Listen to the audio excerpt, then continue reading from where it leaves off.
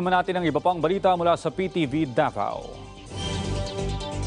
Daghang salamat, Audrey. Gilaw mang mas mapahingusgan pa ang pagpatuman og physical distancing dinhi sa Davao City subay sa nagapadayong bahad sa COVID-19.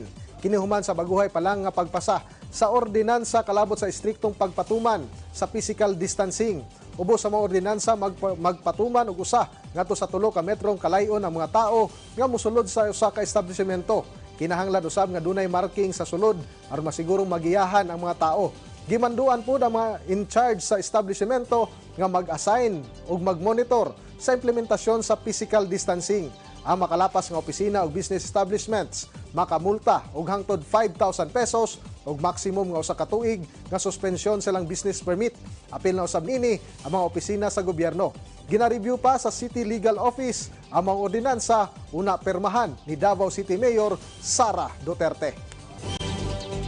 Kapod ni na nakitaan na nahimong rason nga no nagkatag ang COVID-19 karon sa atong mga komunidad.